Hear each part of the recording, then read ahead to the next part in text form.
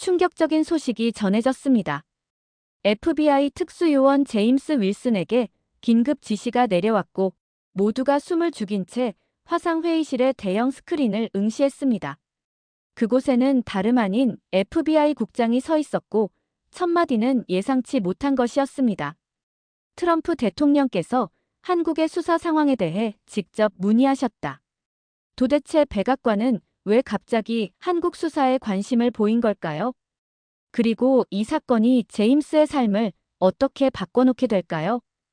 오늘의 이야기 지금 시작하겠습니다. 안녕하세요. 저는 FBI 대테러 특수요원 제임스 윌슨입니다. LA 지부에서 아시아 조직 범죄를 전담하고 있죠. 15년이라는 시간 동안 수많은 사건을 해결해 왔습니다. 아침마다 총과 배지를 챙기는 일이 일상이 된 지 오래예요. 오늘도 여느 때처럼 거울 앞에서 넥타이를 매며 제 모습을 바라봅니다. 까만 양복 아래로 숨겨진 홀스터가 익숙한 무게감으로 다가오죠. FBI 아카데미에서의 시간이 떠오릅니다. 새벽부터 밤늦게까지 이어지던 고된 훈련, 실수할 때마다 고막이 터질 듯 울리던 교관의 호통 소리가 아직도 생생해요. 하지만 그 덕분에 최우수 졸업생이라는 타이틀을 얻을 수 있었습니다. 어린 시절부터 법과 정의를 중시하는 가정환경 속에서 자랐죠. 판사였던 아버지는 늘 원칙을 강조하셨어요. 법은 모든 일을 평등하게 대한다. 그래서 우리는 법을 지켜야 한다. 이 말씀은 제 삶의 좌우명이 되었습니다. LA 지부에 처음 발령받았을 때가 떠오르네요. 당시 제 첫 사건은 중국 마피아의 마약 밀매였습니다. 새내기 요원이었지만 아카데미에서 배운 이론과 기술을 완벽하게 적용해 사건을 해결했죠. 상부에서도 제 실력을 인정했고 그때부터 아시아 조직 범죄 전담 요원으로 일하게 되었습니다.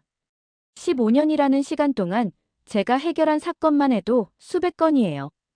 각각의 사건들은 제게 새로운 교훈을 주었습니다. 때로는 총탄이 빗발치는 현장에서 동료를 잃기도 했죠. 하지만 그럴수록 더 단단해졌어요. 정의를 지키겠다는 제 신념은 더욱 강해졌습니다. FBI 내에서도 제 실적은 상위권을 유지하고 있어요. 특히 아시아 조직 범죄와 관련된 사건은 제가 맡으면 반드시 해결한다는 평가를 받고 있죠.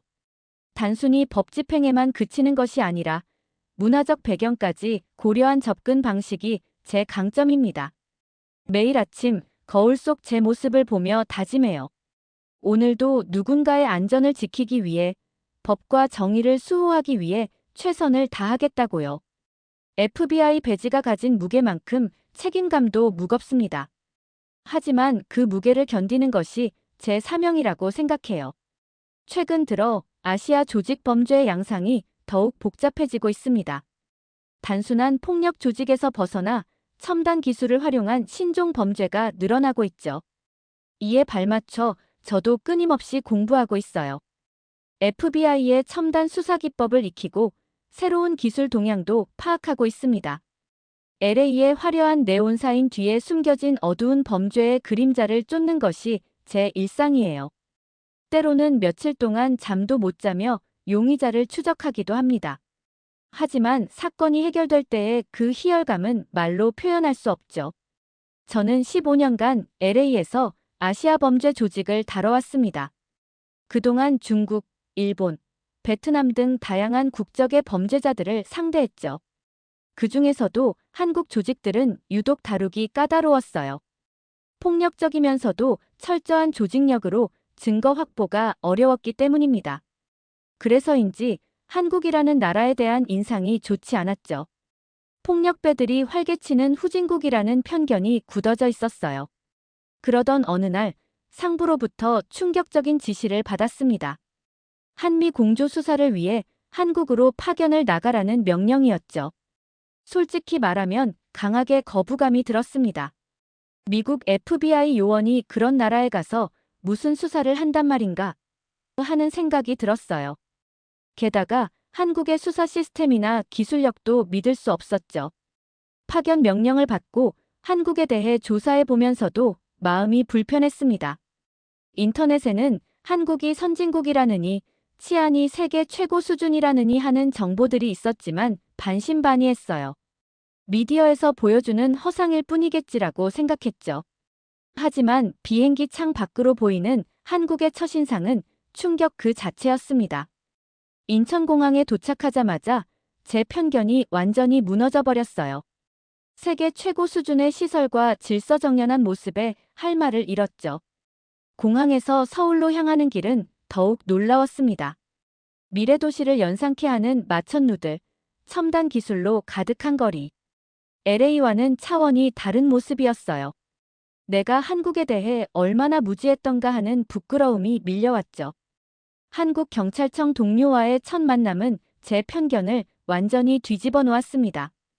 파트너로 지정된 김민재 수사관은 FBI 요원 못지않은 실력자였어요. 뛰어난 영어 실력은 물론 국제범죄 수사에 대한 해박한 지식까지 갖추고 있었죠. 김민재 수사관은 제 마음속 벽을 알았는지 먼저 다가와 주었습니다. 점심시간에 한식당으로 데려가더니 김치찌개를 주문했어요. 처음엔 거부감이 들었지만 한 숟가락 먹어보고는 충격에 빠졌죠. 이렇게 맛있는 음식일 줄이야. 한국에서의 매 순간이 제 고정관념을 깨부수는 시간이었습니다. 세계 최고 수준의 치안 시스템, 첨단 수사 장비, 그리고 무엇보다 따뜻한 인간미까지. 제가 얼마나 큰 오해를 하고 있었는지 깨달았어요. 김민재 수사관 덕분에 한국어도 배우기 시작했습니다. 처음에는 왜 굳이 한국어를 배워야 하나 했지만 현지인들과 소통하면서 점점 매력을 느끼게 됐죠. 수사에 필요한 용어들도 하나둘 익혀갔어요. 김민재 수사관과 함께 수사를 진행하던 중 운명 같은 만남이 있었습니다. 서울중앙지검의 박서현 검사와의 첫 대면이었죠. 까만 정장 차림으로 당당하게 걸어오는 모습에서 묘한 위압감이 느껴졌어요. 처음에는 여성 검사가 이런 강력 사건을 맡을 수 있을까? 하는 의구심이 들었습니다. 하지만 이런 생각도 제 또 다른 편견이었죠. 박서현 검사는 날카로운 분석력과 판단력으로 수사를 이끌어갔어요. 피의자 신문 과정에서 보여준 논리적인 추궁은 FBI 수사관인 저도 감탄할 정도였습니다. 수사 과정에서 박서현 검사의 또 다른 모습도 보게 됐어요. 피해자들을 대할 때면 한없이 따뜻한 모습으로 변했죠. 때로는 밤늦게까지 피해자 가족들을 위로하고 법적 절차를 하나하나 설명해주는 모습이 인상적이었습니다. 어느 날 야근을 마치고 늦은 저녁을 함께하게 됐어요. 삼겹살에 소주라니 처음엔 낯선 조합이었죠. 하지만 박서현 검사가 구워주는 고기는 왜 이렇게 맛있는지 술잔을 기울이며 나눈 대화 속에서 그녀의 진솔한 이야기를 들을 수 있었습니다. 박서현 검사의 가족들과 처음 만난 날도 잊을 수 없어요. 한국의 추석이었죠.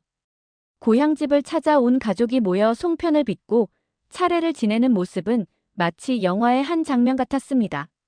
할머니께서 손수 지어주신 송편을 먹으며 가족의 따뜻함이 무엇인지 깨달았죠. 수사가 마무리되어 갈 때쯤 저는 이미 박서현 검사에게 완전히 매료되어 있었습니다. 프로페셔널한 검사의 모습 뒤에 숨겨진 따뜻한 마음, 가족을 향한 사랑, 정의를 향한 열정.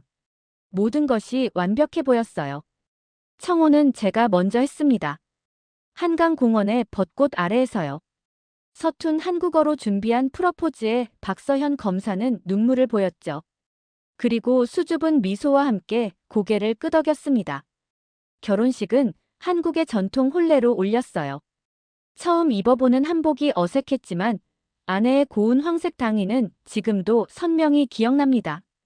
LA의 가족들도 모두 한국을 찾아 축하해 주었죠. 특히 어머니는 한국의 예식 문화에 깊은 감명을 받으셨어요. 이제는 매일 아침 장모님께서 담가주신 김치로 하루를 시작합니다. 주말이면 처가에 모여 삼겹살을 구워 먹고 명절이면 온 가족이 모여 함께 시간을 보내죠. 한국의 정문화가 제 삶의 일부가 된 거예요. FBI 요원으로서의 삶과 한국인의 사위로서의 삶은 제게 특별한 의미를 가져다 주었습니다. 두 나라의 문화를 이해하고 존중하는 법을 배웠고, 이는 제 수사 능력에도 긍정적인 영향을 미쳤어요. 이제는 한국과 미국을 잇는 가교 역할을 하고 있다는 자부심도 느낍니다. 가끔 아내가 출근하기 전 넥타이를 메어줄 때면 이 모든 것이 꿈만 같다는 생각이 들어요. LA에서 한국을 오해하고 있던 그때가 떠오르면 지금의 제 모습이 더욱 특별하게 느껴지죠. 한국에서의 새로운 삶은 제게 최고의 선물이 되었습니다. 아내와의 달콤한 신혼생활도 잠시 큰 사건이 터졌습니다. 한미 양국을 오가며 활동하는 국제마약 조직의 실체가 드러난 거예요. FBI 본부에서는 즉각 대규모 태스크포스 구성을 지시했죠. 하지만 첫 회의부터 심각한 의견 충돌이 있었습니다. FBI 측은 모든 수사 지휘권을 자신들이 가져가겠다고 고집했어요. 심지어 제 직속 상관인 톰슨 팀장은 후진국 경찰에게 맡길 수는 없다는 망언까지 했죠. 그 자리에서 저는 강하게 반발했습니다. 한국의 수사 시스템은 세계 최고 수준입니다. 오히려 우리가 배워야 할 점이 많아요. 하지만 제 의견은 받아들여지지 않았죠. 톰슨 팀장은 오히려 제가 한국인 아내를 두어 판단이 흐려졌다며 비난했습니다. FBI 수사팀은 한국 경찰의 의견은 무시한 채 단독 수사를 강행했어요. CCTV 분석이나 통신 수사도 자체적으로 진행했죠. 하지만 결과는 참담했습니다. 한국의 지리나 문화에 대한 이해 부족으로 수사는 전혀 진전이 없었어요. 반면 김민재 수사관이 이끄는 한국 수사팀은 놀라운 성과를 보여줬습니다. 빅데이터 분석을 통해 용의자들의 동선을 완벽하게 파악했고 은밀한 거래 장소도 특정했어요. 특히 한국의 CCTV 통합 관제 시스템은 FBI의 수사 장비를 훨씬 뛰어넘는 성능을 보여줬죠. 이런 상황에서 제 입장은 더욱 곤란해졌습니다. FBI 동료들은 제가 한국 편을 든다며 따돌렸고 톰슨 팀장은 아예 주요 회의에서 저를 배제시켰어요. 하지만 저는 굴하지 않았죠. 올바른 수사를 위해서는 양국의 협력이 필수적이라는 것을 알고 있었기 때문입니다. 매일 밤 아내와 이 문제로 대화를 나눴어요. 아내는 법조인다운 냉철한 시각으로 조언해 주었죠. 수사의 본질은 진실 규명이에요. 자존심 싸움이 되어선 안 됩니다. 그녀의 말은 제게 큰 힘이 되었습니다. 결국 제가 직접 보고서를 작성했어요. 한국 수사팀의 성과와 수사 기법의 우수성을 객관적 데이터로 증명한 보고서였죠. FBI 본부에 직접 제출했고 마침내 변화가 시작됐습니다. 본부에서 톰슨 팀장의 교체를 결정한 거예요. 새로 부임한 앤더슨 팀장은 달랐습니다. 한국 수사팀과의 협력을 적극적으로 추진했고 양국의 장점을 살린 공조 수사가 본격적으로 시작됐어요. 수사는 순조롭게 진행됐고 마약 조직의 주요 인물들을 하나둘씩 검거할 수 있었죠. 이 사건을 계기로 FBI 내부에서도 한국의 수사 능력을 인정하는 분위기가 조성됐습니다. 특히 한국의 첨단 수사 시스템을 배우기 위해 FBI 요원들이 직접 한국을 방문하는 일도 늘어났어요. 제가 그토록 주장했던 양국 협력의 중요성이 마침내 인정받은 것이죠. 보직 이동을 고민하던 동료들도 이제는 한국 파견을 자원하고 있습니다. 한국에 대한 편견은 완전히 사라졌고 오히려 배우고 싶은 나라로 인식이 바뀌었어요. 이런 변화를 보며 저는 깊은 보람을 느낍니다. 양국 수사팀의 공조가 안정을 찾아가던 그때 예상치 못한 상황이 발생했습니다. FBI 본부로부터 긴급 화상 브리핑 소집 명령이 내려온 거예요. 더구나 브리핑 참석자 명단을 보고 놀라지 않을 수 없었죠. FBI 국장을 비롯한 최고위 간부들이 대거 참석 예정이었습니다. 회의실은 순식간에 긴장감으로 가득 찼어요.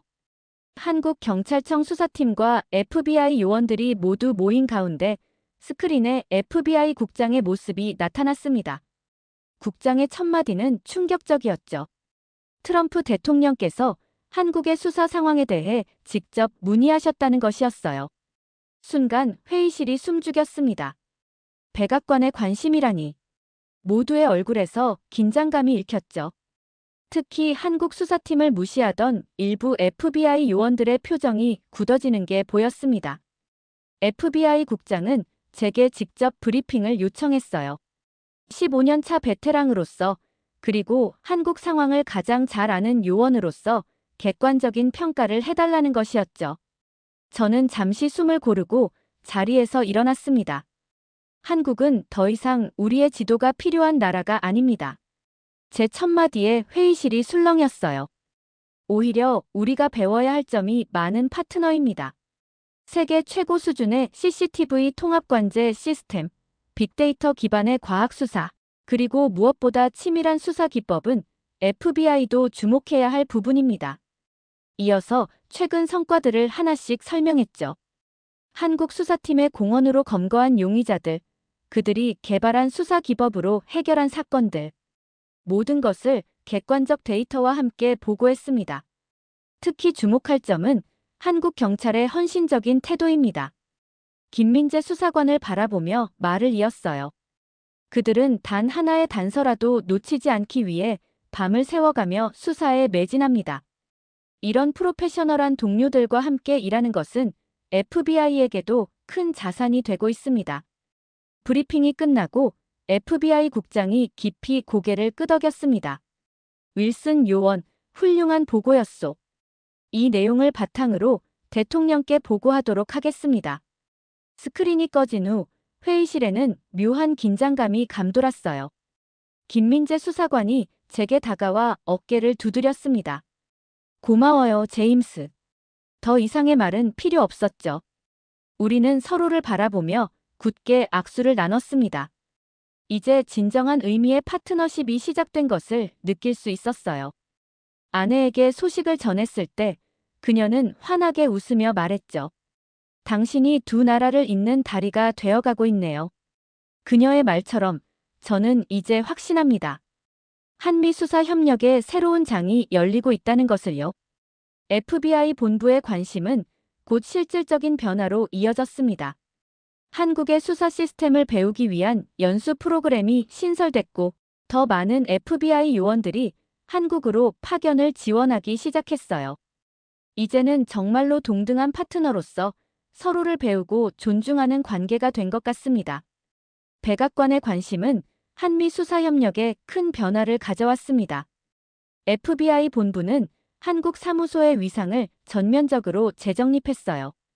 더 이상 한국을 감독하고 지도하는 위치가 아닌 동등한 파트너로서 협력하는 새로운 체계가 만들어진 거죠.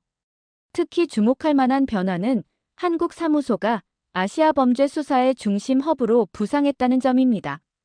중국과 북한 범죄 조직에 대한 대응에서 한국의 지리적, 문화적 이점이 크게 작용했어요. 한국어와 중국어를 모두 구사하는 수사관들의 활약도 빛을 발했죠. 김민재 수사관과 저는 이제 완벽한 파트너가 되었습니다. 그의 뛰어난 현장 감각과 제 국제수사 경험이 시너지를 내면서 복잡한 국제 범죄도 효과적으로 해결할 수 있었어요. 우리의 성공 사례는 FBI 본부에서도 새로운 수사 모델로 주목받고 있죠. 며칠 후 중국 범죄 테러가 일어났습니다. 그들은 북한 해커들과 손잡고 무려 17개국의 금융망을 공격했어요. 수법은 악랄했죠. 코로나 백신 지원을 미끼로 수많은 의료기관의 시스템을 장악했습니다. 특히 충격적이었던 건 그들의 치밀함이었어요. 중국 범죄 조직은 북한의 기술력을 이용해 각국의 취약계층 의료 데이터를 탈취했습니다. 그리고 이를 인질로 엄청난 금액의 비트코인을 요구했죠.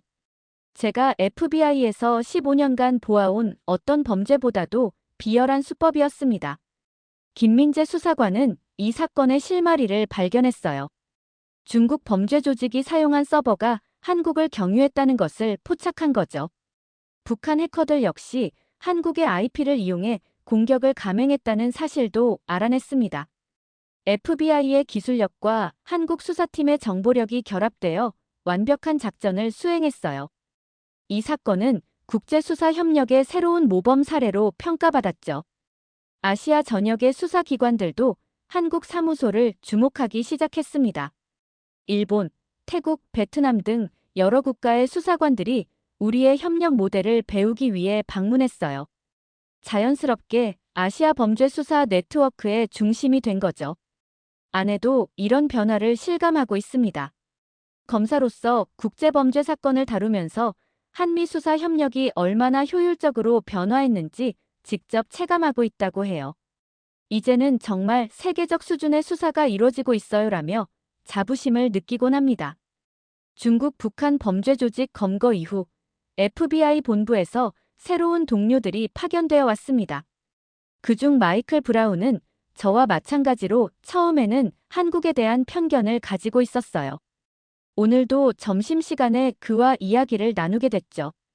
제임스, 솔직히 말해서 난 아직도 이해가 안 돼. 어떻게 이렇게 작은 나라가 이런 수준의 수사력을 갖출 수 있는 거지?